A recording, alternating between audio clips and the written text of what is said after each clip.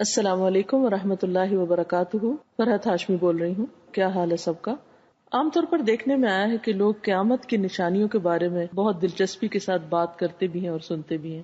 جو لوگ فتنہ دجال کے بارے میں کچھ معلومات رکھتے ہیں، دجال کا نام سنتے ہی ان کے چہرے پر خوف اور پریشانی کے آثار نمایاں ہو جاتے ہیں، اور حقیقت بھی یہی ہے۔ انسانیت پر سب سے بڑا اور مشکل وقت دجال کی آمد کے بعد ہوگا۔ ایسے میں کیا کیا جائے؟ کسی بھی خوف و خطر کے وقت انسان کا دل یہ چاہتا ہے کہ وہ کسی پناہ گاہ میں جا کر چھپ جائے، لیکن دجال سے بچنے کے لیے کوئی پناہ گاہ کام نہ دے گی۔ ہاں، جو لوگ مکہ اور مدینہ میں ہوں گے وہ اس کے فتنے سے محفوظ رہیں گے۔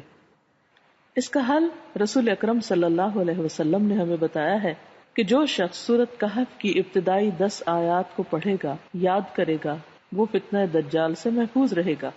کتنا آسان حل ہے ہم سب کے لیے کہ ہم سورۃ کہف کی ابتدائی 10 آیات کو زبانی یاد کر لیں اور انہیں کسی نہ کسی نماز میں پڑھنا شروع کر دیں۔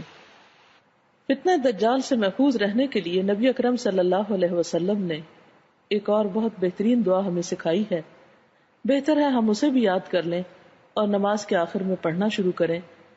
دعا ہے: اللہم انی اعوذ بک من عذاب جہنم واعوذ بک من عذاب القبر واعوذ بک من فتنۃ المسیح الدجال واعوذ بک من فتنۃ المحیا والممات۔ اے اللہ، میں تیری پناہ چاہتا ہوں عذاب جہنم سے، عذاب قبر سے، اور مسیح دجال کے فتنہ سے، اور زندگی اور موت کے فتنوں سے۔